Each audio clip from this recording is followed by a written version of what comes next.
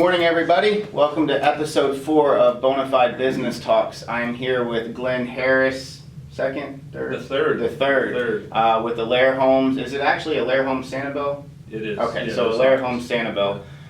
We are filming today. I want to get you guys, introduce you to Glen, let him tell you a little bit about yourself. Thank you very much for coming on and telling us about it. So why don't you go ahead and tell us how you got into the industry and a little bit about Alair Homes. Good morning. My name is Glen Harris III at Alair Homes Sanibel. Way back when I went to school at the University of Florida, got a degree in civil engineering. Decided I didn't want to design and draw in 2D. I wanted to see it go up in 3D. So I decided to get some internships through my graduate degree. I got a master's of engineering and construction management. Did some internships with a commercial company over in Orlando. Just so happened that my supervisor at that company was best friends with a custom home builder over here in Fort Myers. So interviewed with him, got the job. When I graduated from UF, I came straight to Fort Myers, and I worked for that builder for 7 years, building custom homes on Sanibel, Captiva, Pine Island, all over the coastal areas. How long ago was that you came? That was from '03 Okay. when I graduated until 2009, when of course the recession hit and work ran dry for us, and we both looked at each other, my boss and I, and said, you know, he can't continue to pay me, I can't continue to work for free, so I went out on my own and never looked back. You know, it was an opportunity for me to jump off and start my own business and see what could happen with that. So started out in my garage. Started my company at the time was GH3 Enterprises, my initials, and I just started doing anything and everything. Small projects, didn't matter if a client needed a battery changed in their car, that's what I did. You know, it was anything and everything to get work. Built the company for 7 years. In 2016, I was having what was the best year I'd had as GH3 Enterprises, and Alair Homes contacted me. They reached out to us. Alair is a franchise across the U.S. and Canada. Today we're at 130 offices. Wow.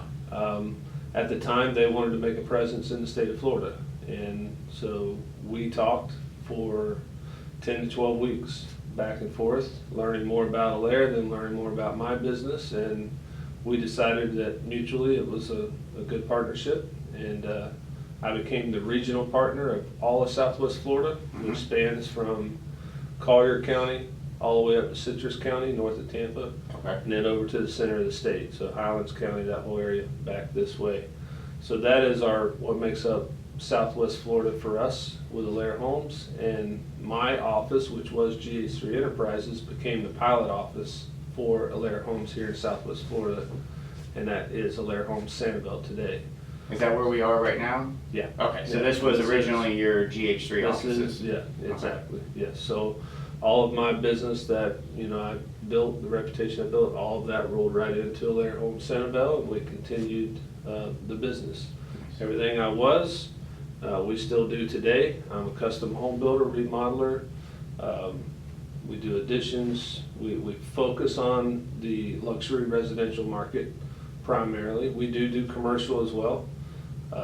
I just finished a vet clinic last year, so we can do the commercial as well, but it has to fit.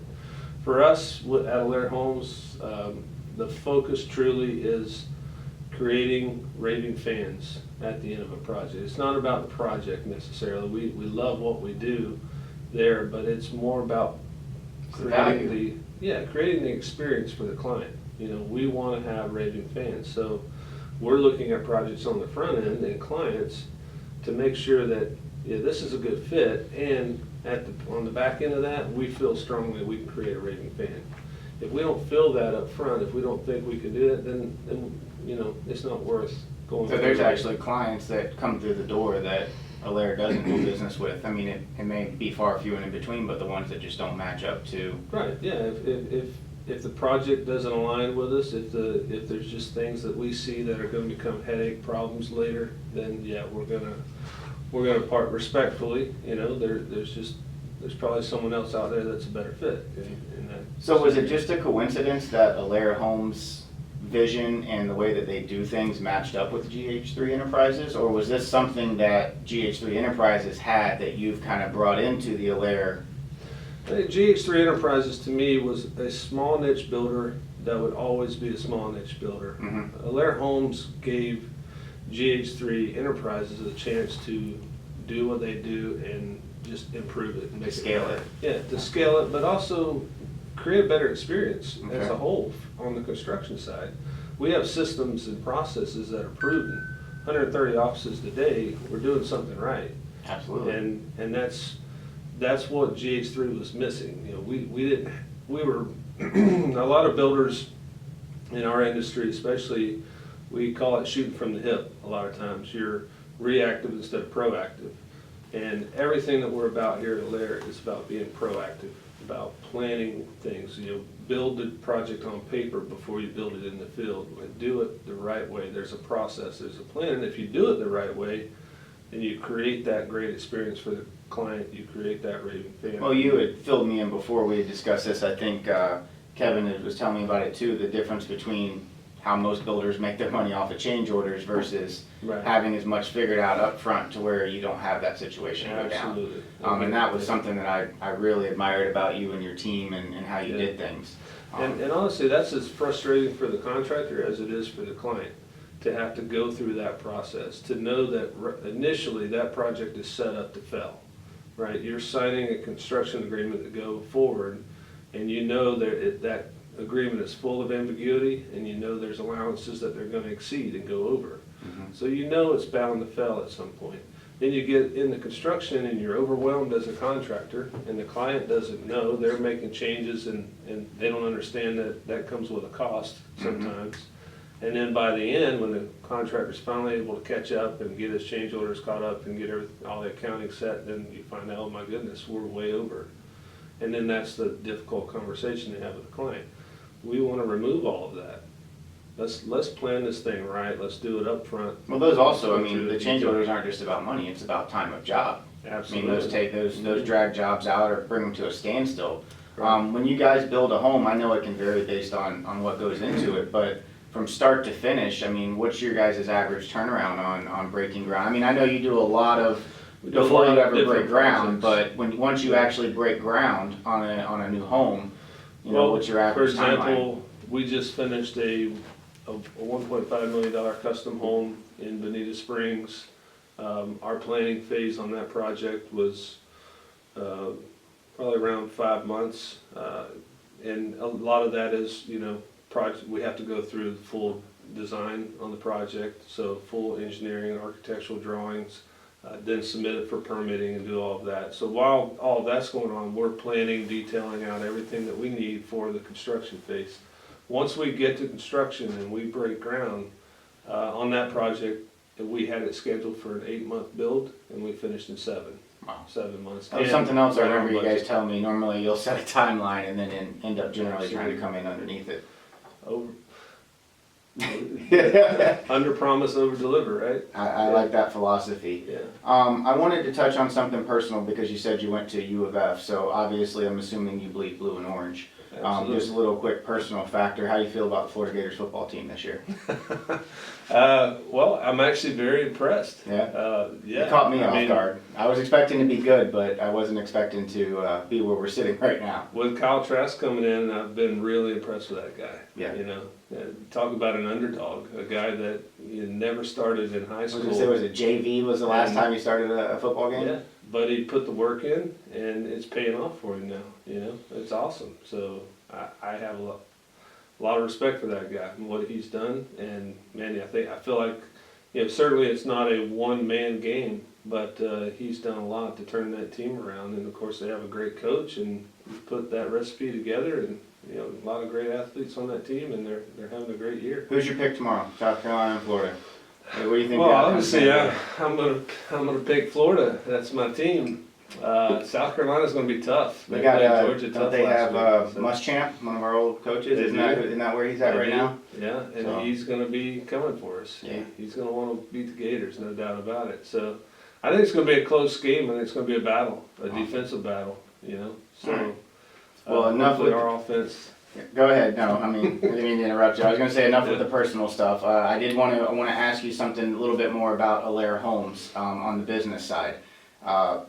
When you guys are building homes, obviously you have contractors that work for you and things of that nature. What are the standards that you put forth in order for a contract to be able to get in, or a contractor to be able to get in with Alair Homes? I mean, is there a online process to fill out, like getting a job, or is there an interview process, or is it kind of they need to have a portfolio, or how does if I was a contractor that say did drywall or did roofing or did flooring or anything, and I was interested in working with the quality of work that you guys put forth, how would I go about working with you? Well, certainly they can find us online, alairhomes.com/Sanibel. We'll put that on the bottom of the screen for you. You can find us there. You can also call our office, 239-313-7609. Reach out to us. We're going to want to see work. We want to see, the type of work you're doing. Obviously, we are doing luxury custom homes, so we want to make sure that, that the quality is there. We're also going to look at, beyond that. A lot of times when I'm looking for a sub, if I'm out looking for them, do they have clean trucks? Do they look professional? Are their job sites clean, et cetera? I mean, those are the keys. You can kind of look behind the curtains and are they taking care of things that, not everybody is, or is their accounting, on their dashboard? If that's the case, then, that's probably not going to be a good fit for us.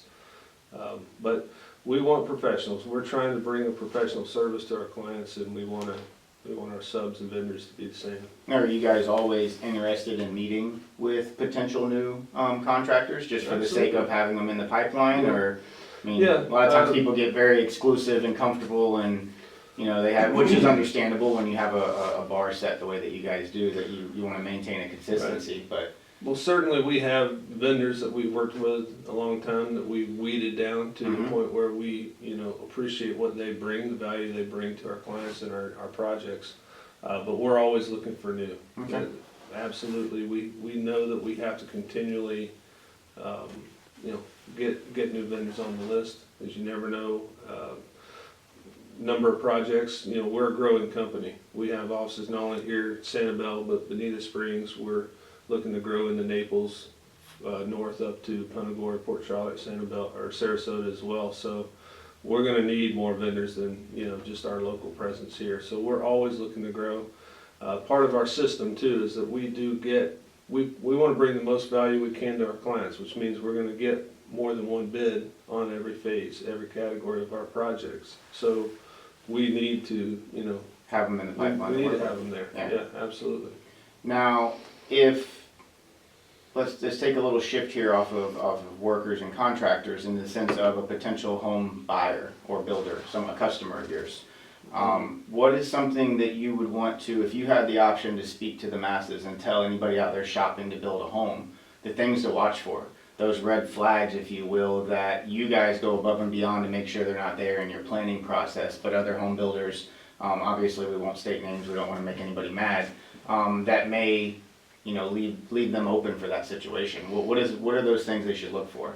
Well, we have a list of things that we go through with our clients that, kind of here's a protection list for you. Then when you're going and you're looking for a contractor, follow these guidelines. But do you guys have that? I'm sorry to interrupt. Absolutely. You have that available that I can perhaps get it from you and put it up as well. Yeah, So absolutely. we'll make sure we make that available for everybody. That's awesome information. I mean, even if someone's not doing business with you, to be able to give them something to say, hey, even if it's not a layer, these are the things you should look for. Yeah, and that's part of our initial meetings when we're talking with clients, because the key for us is, look, you shouldn't move into a construction agreement with ambiguity at the end of the day, right? So if you've got a set of drawings, a lot of clients think, well, I've got what I need to go get my bids and choose a contractor. Well, the reality is there is still a lot of ambiguity left in that set of drawings. We don't know what your countertops are, your cabinets, your flooring. You can go through the entire project and find loads of things. In addition to that, it's also nice to have that builder going through that design phase with you, because there's things that we see that maybe the architect doesn't catch or the designer doesn't catch, that if you have a full team of trusted advisors helping you through that, then you eliminate some of the issues that you have later on. So That's part of the service Alair does, is actually absolutely going through that that's design what process. we want to do it that way. That's the right way to do it. That's the only way we prefer to do it, without a doubt. So I would just say, don't rush into a construction agreement with any contractor knowing that you don't have all your selections built, that you haven't fully flushed this thing out with, say, county permitting, et cetera. There's a lot of details, and you'll find it in that list that I'll provide you. Absolutely. And last but not least, being in the position you're in, I know you're busy. Just establishing this meeting, it was miscommunication, not miscommunication, but delay of communication, because you're so busy, I'm so busy. It took us 3 days to finish a text conversation to set it up. I was fortunate enough that I stumbled in and met you guys at a LEVIA event. But for somebody else out there that perhaps had some value that they think that they could bring to Alair Homes, or ideas, or a vision that they think that they could partner up with you and help you, what is the absolute right process to get a meeting with you or with Kevin or with anybody that they would have to meet with in order to do that? And a lot of people always say, oh, just call me, here's my number, or just email me. But I know from being in a position that's not always the absolute easiest way to get a meeting. There's always a process, there's a schedule. Right. How would someone go about doing that? Email is going to be the best option Okay. for us, and then let's put something on the calendar. We can talk about it all day long, but until it gets on, for me personally, until it gets put on my calendar, it's not going to happen. So my email, glen.harris@alairhomes.com. Again, we'll put that on the screen for you is the too. way to go. And just that's the best way. I have Okay. people that go through the website and they go to our lead form and they fill that out as a vendor subcontractor, and honestly that kind of drives me crazy a little bit. Like, that's not the right channel to get in front of us. Stop by the office, Okay. drop some material off with our office manager Joanne. She's here every day 7:30 to noon, and then back from 1 till 4:30 every day. So stop by our office or send us an email, Okay. and we'll make it happen. So, but you are willing if someone has something to present. I mean, you're open to meetings. Sure. All right. So there, you heard it Put it on the here. schedule. You can't deny it. You can email him and get something on the calendar. You guys can meet if you have something of value. I appreciate you being on episode Thanks. 4. You were one of the first people to reach out and comment and say that Alair Homes would love to be a part of this. Glad to do it, man. We've got a great vision on what we're trying to do. I'm hoping that we can keep this going forward. Any questions that you guys have for Glen or Alair Homes personally, you can let me know, or like I said, we'll have his email and contact information. You can reach out personally. Okay. Thanks again, man. man. Love what Good you luck do. with everything going Appreciate forward, this. okay? Yeah, man. All right.